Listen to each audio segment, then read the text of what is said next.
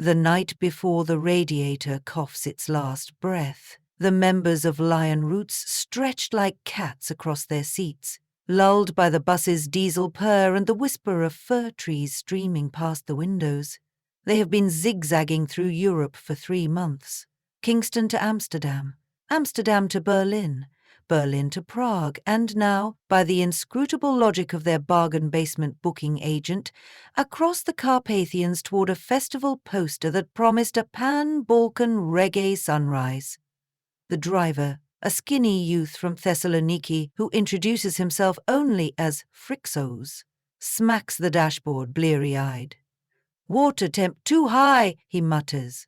In the back, the 4 Jamaicans barely stir. There is the frontman, Osher Hummingbird Grant, whose tenor can make even a skeptic feel the nearness of Zion. There is bassist Warren Dubais Burke, who counts time by the soft rocking of subway cars he remembers from youth in Kingston's outskirts. There is drummer Shayna Rootsy Clark, water bottle forever clipped to her hi-hat stand. And finally, Jermaine, Bookman Ellis, the guitarist and lyricist, keeper of a battered notebook swelling with unwritten verses. They are dozing when the engine lurches, chokes, and dies. The headlights sweep across a wooden sign name of the village smudged by lichen, and then darkness seals them in mountain silence. "Blessed love," Osher yawns. "If Jah wants us to stop, we stop." Frixos clambers from the cab, shoulders hunched against the chill. "Radiator hose snapped, I got no spare. Closest city's 2 hours downhill, if we still had coolant." Jermaine hops onto the gravel. The night smells of moss and pine tar, a heavy, timeless scent. "So we walk," he decides. "Where people are, there's water, maybe even a new hose, or push on foot." They sling instrument cases and trudge along a moon-paled road until the forest parts like curtains before a stage. The village squats on a ridge, rickety chalets, bulbous church spire, a faint amber glow from kerosene lamps. Wind funnels down the ravine, carrying a distant rhythm hammer on metal. No, too syncopated. A heartbeat on the one drop. Tell me I'm not hearing reggae.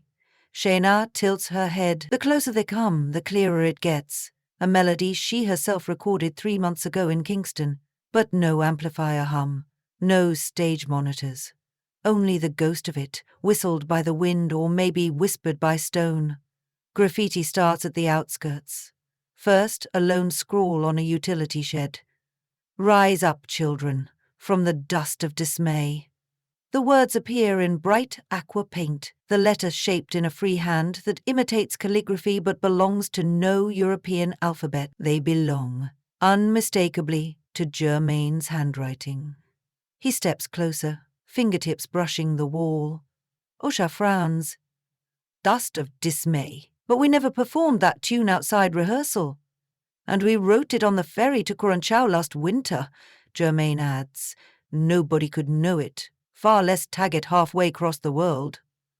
They follow the lane deeper. Graffiti multiplies. On chicken wire fences, on stucco facades, on the crack sides of animal troughs. The quotations come from their catalogue, yes, but also from songs only half written in Jermaine's notebook, and to their confusion from stanzas none of them recall crafting at all. Dubwise points to a line curling around a stone well. "We gonna watch the bus blaze red under thunder sky, yet still the river guide we home." He exhales a frosty plume. "Bus blaze red? That better be metaphorical scene." Jaina shakes her head slowly. "Feel like stepping inside a dream. Somebody else is dreaming, for we." At the village square, an elderly woman emerges from a doorway, scarf wrapped high on her cheeks. She carries a lantern whose wick sputters orange halos. Instead of fear, she greets them with weary recognition. "Finally," she says in accented English, "you take your time." Osher spreads his arms. "Mama, pardon the hour, our bus breakdown. We look for phone, maybe mechanic?" "You want the boy Luca," she answers, "but he asleep now. Come morning." She gestures them into what appears to be a shuttered bakery. A pot of chicory broth simmers on an iron stove. The smell curls comfortingly through the chill. Between sips, Jamaz asked, "Who paint the lyrics on your walls?" The woman, her name is Anka, shrugs as if asked, "Who transfers the snow to the peaks?" "Always been here long as I remember. Each spring new words appear. Men scrub them, yet summer rain uncovers them bright again. That's how we know the seasons turn true." "But these are our words," Shayna presses. Anka studies their faces, as though matching them to faded photographs. "Then maybe you write them tomorrow," she says simply. "Or yesterday. Time runs crooked in mountains." In that she banks the stove and retires behind a curtain, leaving them alone with the crackle of wood and the riddle of their own handwriting. They drift into uneasy sleep. Dawn unveils peaks the color of pewter, and the village shows its age better. Goat pens, terraces of rye, and walls decorated like a notebook cracked open to the sky. In daylight, the script is unquestionably Germain's, the distinctive long-tailed Y, the ampersand that looks like treble clef. Every surface becomes a lyric sheet.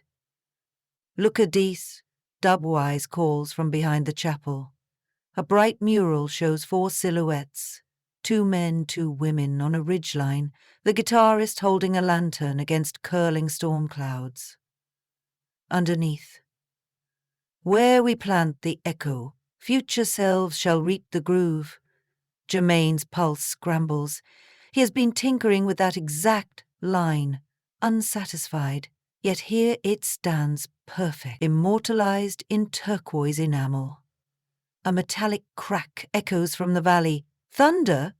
No, a backfire. Black smoke rises where the bus sits abandoned. They sprint downhill. Flames lick the hood. Coolant hisses. Frixo's curses, pumping a handheld extinguisher. The radiator hose hasn't merely split. The entire engine block has sheared as if struck by lightning. Above the steam they smell spray paint. On the cracked windshield shines a sentence not there last night. "Every blaze a prelude. Every prelude a bridge," Shayna exhales. "That lyric's right off your ink, Bookman, page 32. Germain flips frantically through his battered notebook. Page 32 is blank except for a dried petal he once pressed there. He closes the cover, hands trembling. Osha steadies him. "Maybe we think too hard. We need new hose, maybe new block. Village boy Luca can weld magic," Anka say. He tries to keep the crew grounded, but his own eyes are wide as doors. They haul gear from the smoking bus, set up on the grass because anxiety demands action. Instinctively they begin to jam. Dubwise drops a minor key bass line. Shayna accents the third beat on an upturned bucket. Osha freestyles.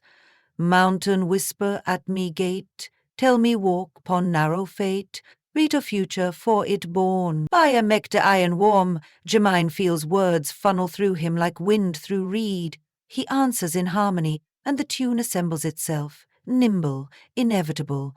Children gather, then elders bundled in goat wool coats.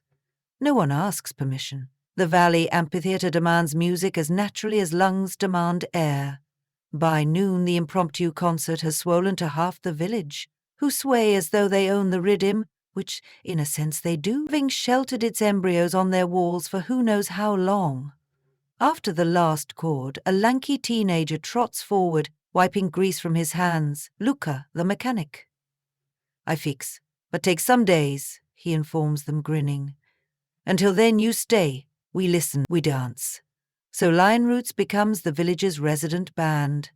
They rehearse in the chapel, sleep in hay lofts, drink plum brandy stronger than solvent. Each morning more graffiti appears, sometimes still wet. Lines only discussed the night before in whispers. One dawn, Jemima wakes early, convinced he will catch the phantom artist. He ducks beneath laundry lines, climbs an alley, and stops dead. There, brush in hand, is Jermaine Ellis older. The apparition's hair is the same tangled dreadlock crown but peppered silver, the face carved with sun lines. He paints steadily, adding to a stanza that predicts a snowstorm will trap them at solstice. that one among them will remain while the rest journey on. Jermaine's throat thickens. This real? Older Jermaine pauses yet does not turn. As real as music. Ask anything. Quick crumbs. Drying. Why you here? To leave breadcrumbs. Circular path. Couldn't finish unless we started, and we couldn't start unless we finished. So here we loop. How end? With choice. The elder dips brush again, strokes a flourish around the prophecy. Remember, echo need empty valley to be heard. He steps back, fades like fog in sunlight, leaving only shaking drips of paint. Germani staggers to rehearsal, pallid. He says nothing at first, but the others notice the deficit in his smile. Mid-song he stops playing. I saw. Me, he whispers, and recounts all. Osher nods, strangely unsurprised. Many prophets say creation happened twice, first in spirit, then in flesh. Maybe our lyrics travel ahead, carve canyon. Then we follow the groove they cut. Shayna walks a slow circle. If what you older self wrote true, one of we stay, and snowtrap we at solstice. That's 3 days away. Dubwise smacks, drum case lid closed. I not built for cold eternity. Let's fix bus leaf today. But Luca has new problems, cracked pistons, warped crankshaft. Maybe 2 weeks, he says, palm up. Mountains don't rush. The days slide into ritual. They record demos on a borrowed 4-track, using pickaxes as percussion, goat bells for high chimes. Each night villagers pile logs into the square and stamp feet to stave off chill. They teach the Jamaicans dances older than parchment. The Jamaicans teach them call and response and chants. Words swirl, converge, rearrange. Jermaine feels the pull of place tighten around his ribcage. He begins translating the locals' legends into patois, weaving them into verses that taste simultaneously of jerk spice and alpine smoke. Something inside him knows he is writing not just for the next album, but for centuries. Snow arrives on solstice eve, thick as unshaken flour. It corks the one road out within hours. The village seals doors, but music leaks from every chimney. Lion roots anchor a feast inside the church. Candles guttering, steam of mulled wine hugging rafters. At midnight, a hush falls.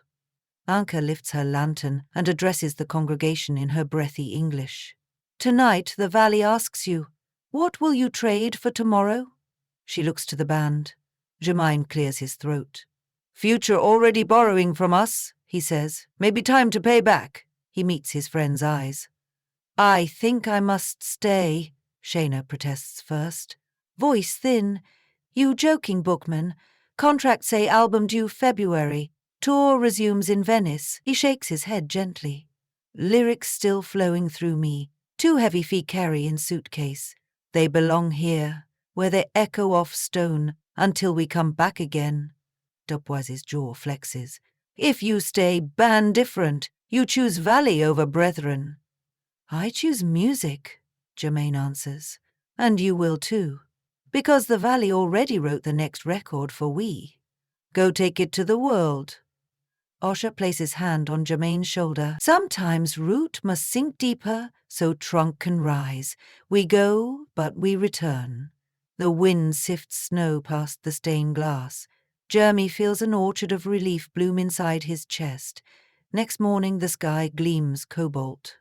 Luca Miracle Worker has coaxed the bus engine into a contented idle. He pats the fender, triumphant. She purr. Careful with hills. They load gear -1 guitar, which Jeremy bequeathed to Luca, strings still warm from his fingers. The village lines the lane, faces ruddy, scarfs bright. Jermaine hands Osher the battered notebook, now thick with new stanzas. Guard this. When pages fill, bring them back here. Circle must keep turning. They embrace, Shayna's tears freezing mid-cheek. Dubwise grumbling curses of affection. Finally the bus groans forward, leaving twin ruts in the sugar snow, and Jermaine stands beside Anchor until the sound of pistons fades behind the ridge. Days blur into weeks. He learns Romanian, then the dialect older than it, sung rather than spoken. He trades chords with shepherds and replasters walls to prep new canvases. Every spring new verses bloom under his brush, gudlines, riddles, signposts, and he waits for the moment some younger version of himself will come stumbling up the lane, confused and exhausted, looking for a phone. 9 years later, he hears a diesel engine rumble under the ridge. He is silver-peppered now, though the valley air keeps his spine straight. He shoulders a can of aqua paint and strolls to the chapel wall where space remains for one more message. He writes, "Bless the circle, bless the delay. If your heart feel lost, let the rhythm stay. Trust the mountain, trust the word. Echo need valley to be heard." As he signs the last loop of the Y, he feels time fold like paper, and somewhere beyond the trees a group of travelers gasps at a phrase they haven't yet conceived. He smiles. The music is right on schedule.